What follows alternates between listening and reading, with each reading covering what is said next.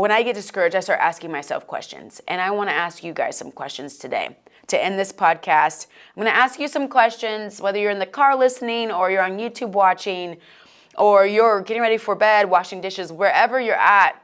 Just take some time, think through these. Maybe you need to replay this last bit of the podcast or the YouTube video and just pause after each question. Really ask yourself these questions because it will begin to unlock for you next moves, motivation to keep going, and what you need to continue. So, first question, are you comparing yourself to others? If you can answer no, you're healthy, you're good. But if you answer yes and you're honest with yourself, what will it take to stop doing that? Because comparison, I think it was Theodore Roosevelt, he said, comparison is the thief of joy. And if you as a creative constantly don't worry about your own progress, but are focused on other people's progress and not concerned with yours, you'll always be at a disadvantage. You'll always be discouraged. You have to set before yourself some progress. I would even say set before yourself some goals, maybe 3 goals.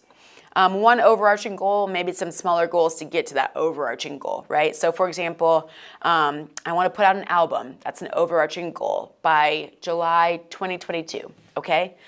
What are 2 other goals that'll help you get there? I'm going to record 1 song a week, and I'm going to contact so-and-so to do my artwork.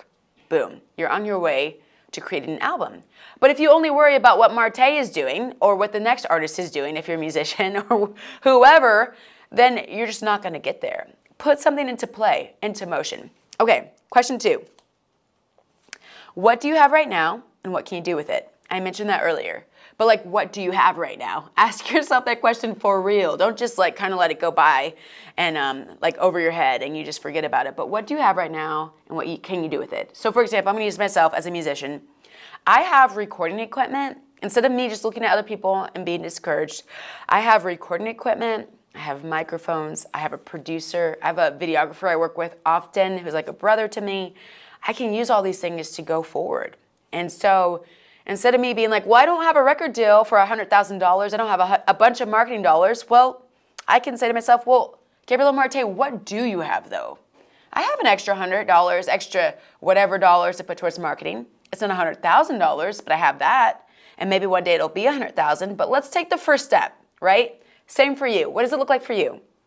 Question 3, are you struggling because of a knowledge gap? I think this is one that maybe a lot of people don't even think about when they think about what's next.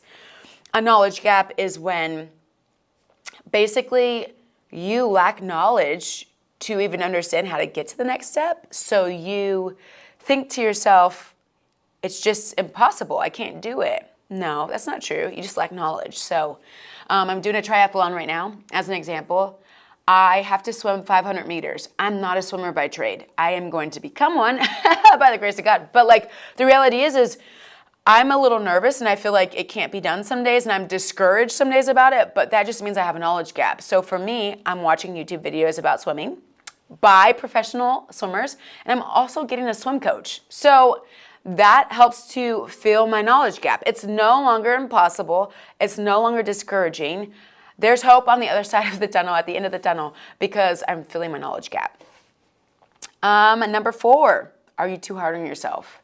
I think some days we want life to be McDonald's. We want to see our next project or our next thing or piece of success or influence come from just a random bird that flies by, just like that. We want it to happen so quick.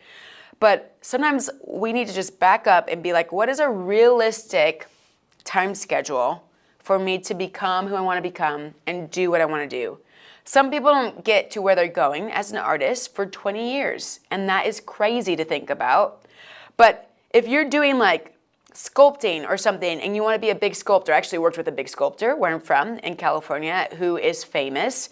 I'm going to leave him unnamed just because, but I worked with him. It took him 15 years to even get noticed in his industry.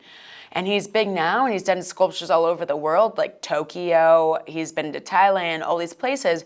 But that didn't happen overnight. And if I'm a sculptor, right, and I'm looking at him I want to be like him, but have no concept of what kind of timetable it took, that could be very discouraging. See where I'm going? So what does it look like for someone in your industry doing what you do to have a proper perspective of a timetable.